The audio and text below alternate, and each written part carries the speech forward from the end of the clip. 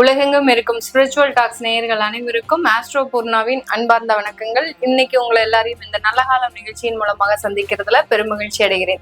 இன்னைக்கு நம்ம பார்க்கக்கூடிய சிறப்பு பலன்கள் மே மாத பலன்கள். மே மாதத்துல இருக்கக்கூடிய கிரகங்களின் கோச்சார நிலவரங்கள் அப்படின்னு பார்க்கும்போது மே மாதம் 1ஆம் தேதி ஆரம்பிக்கும் போது மேஷ ராசியில சூரியனும் புதனும், ரிஷப ராசியில சுக்கிரன் ஆட்சி பெற்று இருக்கிறார், மேஷ ராசியில சூரியன் உச்சம் பெற்று இருக்கிறார், மிதுன ராசியில குரு பகவான், சிம்ம ராசியில கேது பகவான், கும்ப ராசியில ராகு பகவான், மீன ராசியில சனியும் செவ்வாயும் சேர்க்கை பெற்று இருக்குது. இதுதான் இந்த மே மாசம் ஆரம்பிக்கும் போது இருக்கக்கூடிய கிரகங்களின் கோச்சார நிலவரங்கள். இந்த மாதத்துல இருக்கக்கூடிய கிரகங்களின் பெயர்ச்சிகள், மாத கிரகங்களான சூரியன் ஆகப்பட்டவர் 15ஆம் தேதி பெயர்ச்சி ஆகிறார். தன்னுடைய உச்ச வீட்டிலிருந்து 2ஆம் இடமான அந்த காலபுருஷனுக்கு 2ஆம் இடமான அந்த ரிஷப ராசிக்கு பெயர்ச்சி ஆகிறார்.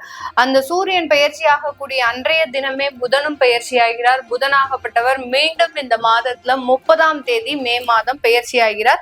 தன்னுடைய ஆட்சி வீடான அந்த மிதுன ராசிக்கு பெயர்ச்சி ஆகிறார். இதுல சுக்கிரன் ஆகப்பட்டவர் ஆட்சி வீட்டுல இருக்கக்கூடிய அந்த ரிஷப ராசியில இருக்கக்கூடிய அந்த சுக்கிரன் ஆகப்பட்டவர் 14ஆம் தேதி மே மாதம் அந்த ரிஷப ராசியிலிருந்து மிதுன ராசிக்கு குருவோட சேர்க்கை பெற்று இருக்க போகிறார் இந்த மே மாதத்துல. அடுத்து முதல்ல அதாவது 12ஆம் தேதி மே மாதம் 1ஆம் தேதிக்கு அப்புறம் முதல்ல பயிற்சி ஆகக்கூடிய ஒரு கிரகம் அப்படின்னு பாத்தீங்கன்னா இந்த மே மாதத்துல செவ்வாய் ஆகப்பட்டவர் காலபுருஷனுக்கு 12ஆம் இடமான அந்த மீன ராசியிலிருந்து தன்னுடைய சொந்த ஆட்சி வீடான அந்த மேஷ ராசிக்கு பெயர்ச்சி ஆகிறார். 12ஆம் தேதி அந்த செவ்வாய் சனியினுடைய சேர்க்கையிலிருந்து விடுபட்டு தன்னுடைய ஆட்சி வீடான மேஷ ராசிக்கு வருகிறார். இதுதான் இந்த மாதத்துல இருக்கக்கூடிய கோச்சார கிரகங்களின் பெயர்ச்சிகள். இந்த மாதத்துல ஒவ்வொரு ராசி அன்பர்களுக்கும் என்ன மாதிரியான ஒரு திருப்பங்கள் இருக்க போகுது, இந்த மாதத்துல உங்களுக்கு என்னென்ன இடத்துல வளர்ச்சிகள் இருக்கு அப்படின்றத இந்த பதிவுல நம்ம தெளிவா பார்க்கலாம்.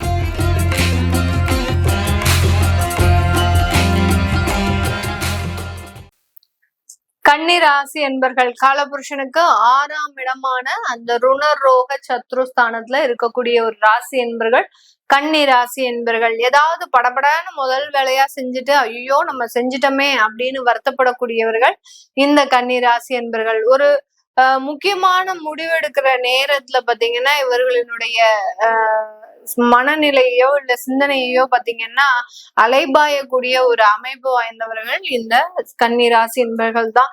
இந்த கன்னிராசி என்பர்களுக்கு ஒரு ஸ்மார்ட்னஸ் அதிகமா இருக்கும். அது ஒரு முக்கியமான ஒரு விஷயம். எல்லா இடத்துலயும் ரொம்ப ஸ்மார்ட்டா வேலை செய்வாங்க. எல்லா இடத்துலயும் ஒரு புத்தி கூர்மை அதிகப்படியாக இருக்கும்.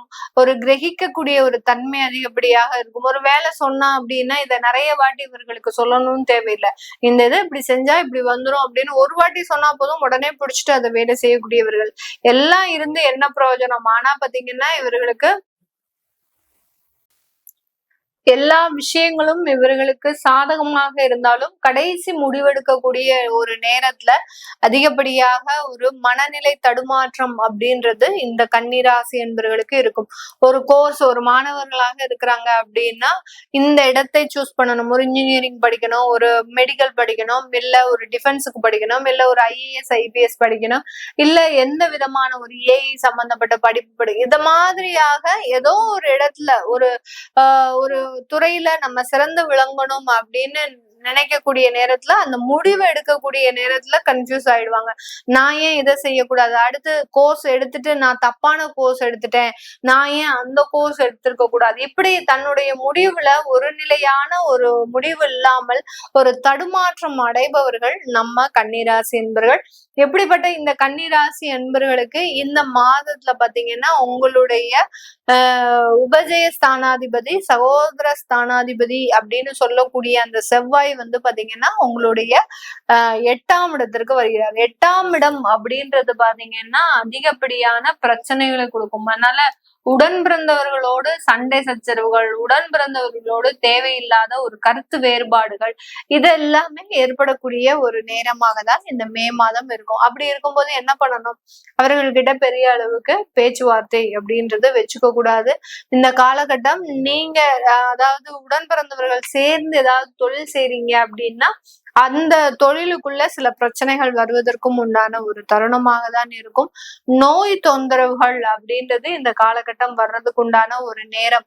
ஒரு வயதானவர்கள் இருக்கிறாங்க அப்படின்னா, ஒரு இடத்துக்கு வெளியில போறாங்க அப்படின்னா அவர்களுக்கு ஃபர்ஸ்ட் எய்ட் அப்படின்றத எல்லாத்தையுமே கொடுத்து விடணும். அப்படி கொடுக்காத பட்சத்துல ஏதோ ஒரு இடத்துல சில தடுமாற்றங்கள், சில இடத்துல மயங்கி விழக்கூடிய ஒரு தருணம். அடுத்து பாத்தீங்கன்னா பிளட் ப்ரெஷர் இதெல்லாமே அதிகமாகிறதுக்கு உண்டான ஒரு தருணம்.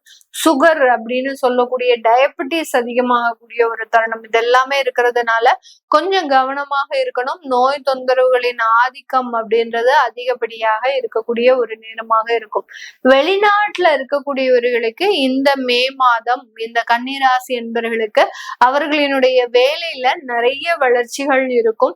சில பேருக்கு வேலையை விட்டுட்டு வேற வேலைக்கு மாறணும் அப்படின்ற ஒரு ஆர்வம் அதிகப்படியாக இருக்கும். எனக்கு இந்த இடத்துல வேலை ரொம்ப சாட்டிஸ்பாக்சனா இல்ல, வேற இடத்திற்கு மாற்றம் செய்யலாமா அப்படின்னு கேட்டீங்கன்னா தாராளமாக மாற்றம் செய்யலாம். அப்படி மாற்றம் செய்யும் போது எனக்கு வளர்ச்சிகள் இருக்குமா அப்படின்னு கேட்டீங்கன்னா அதுவும் தாராளமாக இருக்கும். மாற்றம் செய்யறதுனால எந்த விதமான ஒரு குறைவும் இந்த கன்னிராசி என்பவர்களுக்கு ஏற்படாது. சில போன உடனே உங்களுக்கு ஒரு மாதம் 2 மாதம் பாத்தீங்கன்னா சில தேவையில்லாத ஒரு தொந்தரவுகள் வரும். இந்த தொந்தரவு எதனால வருது? ஒரு இடமாற்றம் செய்யறதுக்கு உண்டான ஒரு ஸ்தானத்தை குறிக்கக்கூடிய அந்த செவ்வாய் 8ஆம் இடத்துல இருக்கும் போது இடமாற்றம் செய்யும் போது ஏதோ ஒரு தொந்தரவுகள் வந்து மறையறதுக்கு உண்டான ஒரு நேரமாக தான் இருக்கும். 9ஆம் இடத்துல சூரியனும் புதனும் இருக்கிறார். அதனால இந்த 9ஆம் இடம் அந்த பாக்கியஸ்தானத்துல இருக்கிறதுனால அப்பாவினுடைய முழு ஆதரவும் அப்பாவினுடைய சொத்துக்களும் வந்து சேர்வதற்குண்டான ஒரு தருணமாகவும் தான் இந்த கன்னிராசி என்பவர்களுக்கு இருக்க போது. இந்த காலகட்டம் திருமண வரன்கள்ல கொஞ்சம் பாதிப்புகள் இருந்தாலும், ஏற்கனவே பார்த்த வரன்கள் கல்யாணம் வரைக்கும் போயிட்டு எங்களுக்கு நின்னு போச்சு அப்படின்னு சொல்லக்கூடியவர்களுக்கு இந்த இடத்துல உங்களுக்கு மீண்டும் அந்த வரன் பார்க்கக்கூடிய முயற்சிகள்ல நல்ல ஒரு மாற்றங்கள் ஏற்படக்கூடிய ஒரு நேரம். ஏன் வரன் பார்க்கும் போது இந்த மாதிரியாக எல்லாம் பிரச்சனைகள் வருது அப்படின்னு கேட்டீங்கன்னா, சனி சந்திரன் சேர்க்கை, அதாவது உங்களுடைய 7ஆம் இடத்துல சனி பகவான் உங்களுடைய ராசியை பார்க்கறதுனால இந்த புணர்வு தோஷம் அப்படின்றது வரும். இது முக்கியமா அந்த திருமணம் சார்ந்த விஷயங்கள்ல தான் அதிகப்படியாக பாதிப்புகளை கொடுக்கக்கூடிய ஒரு தருணமாக இருக்கும். அதனால இந்த கன்னிராசி என்பவர்களுக்கு வரன் பார்க்கக்கூடிய விஷயத்துல ஏதாவது பாதிப்புகள் இருந்தாலும் அதை பெரிய அளவுக்கு மனசுல போட்டு குழப்பிக்காதீங்க. முதல்லயே நான் சொன்ன மாதிரி முடிவெடுத்தது நீங்க, தவறான முடிவெடுத்தது நீங்க. அப்படி இருக்கும்போது அந்த முடிவுகள்ல ஏதோ ஒரு பிரச்சனைகள் இருக்கு அப்படின்னா அந்த பிரச்சனைகளை மேலும் பெரிய அளவுக்கு மனதுல போட்டு வருத்திக்காம அடுத்து நடக்கக்கூடிய விஷயங்களை பார்க்கணும். இப்போ இந்த மே மாதத்துல பார்க்கக்கூடிய சில வரன்கள் மூலமாக உங்களுக்கு நல்ல ஒரு திருமண வாய்ப்புகள் கூடி வரக்கூடிய ஒரு நேரமாக தான் இருக்க போகுது. உங்களுடைய 10ஆம் இடத்துல குரு சுக்கிரன் சேர்க்கை, இது ஒரு மிகப்பெரிய ஒரு மாற்றத்தை இந்த கன்னிராசி என்பவர்களுக்கு கொடுக்க போகுது. குரு சுக்கிரன் சேர்க்கை அப்படின்றது பாத்தீங்கன்னா 10ஆம் இடம். 10ஆம் இடம்ன்றது கர்மஸ்தானம். இந்த கர்மஸ்தானத்துல குருவும் சுக்கிரனும் சேர்ந்து இருக்கிறதுனால இந்த காலகட்டம் உங்களுக்கு நல்ல ஒரு வளர்ச்சிகள் தொழில் ரீதியாக கிடைக்கிறதுக்கு உண்டான ஒரு தருணம். இது நாள் வரைக்கும் தொழில் செஞ்சிட்டு இருக்கிற அந்த தொழில எந்த விதமான ஒரு முன்னேற்றமும் இல்லை அப்படின்றவங்களுக்கு இந்த மே மாதத்துல இருந்து அதிகப்படியான ஒரு முன்னேற்றங்களை அடைவதற்குண்டான ஒரு தருணமாக தான் இருக்க போது. அந்த தொழில்ல நிறைய வளர்ச்சிகளை அடையக்கூடிய ஒரு தருணம், தொழில் மூலமாக அதிகப்படியான வருமானங்களை சம்பாதிக்கக்கூடிய ஒரு தருணம், இந்த இடத்துல கடனுடைய அளவும் குறையக்கூடிய ஒரு தருணமாக தான் இந்த கன்னிராசி என்பவர்களுக்கு இருக்க போகுது. அதனால அந்த குரு சுக்கிரன் சேர்க்கைன்றது அதிகப்படியான ஒரு மாற்றத்தை இந்த கன்னிராசி என்பவர்களுக்கு முழுமையாக கொடுக்கக்கூடிய ஒரு தருணமாக இருக்கும். இது எல்லாமே நம்ம கோச்சார நிலவரப்படி பலன்களை கணிச்சு சொல்லியிருக்கிறோம். உங்களுடைய சுய ஜாதக திசாபுத்தி பலன்களை பார்க்கணும் விருப்பப்படுறவங்க கீழே இருக்கிற நம்பருக்கு வாட்ஸ்அப்ல அப்பாயின்மெண்ட் வாங்கிட்டு நீங்க கன்சல்ட் பண்ணிக்கலாம். உங்களுடைய குழந்தைகளுக்கு ஜாதகம் எழுதணும், நியூமராலஜி படி பயிர் வைக்கணும்னு நினைக்கிறவங்களும் கீழே இருக்கிற நம்பருக்கு வாட்ஸ்அப்ல மெசேஜ் அனுப்புங்க. அதற்குண்டான விவரங்கள் தெரிய வரும். உங்களிடமிருந்து விடைபெறுவது உங்கள் ஆஸ்ட்ரோபூர்ணா. நன்றி, வணக்கம்.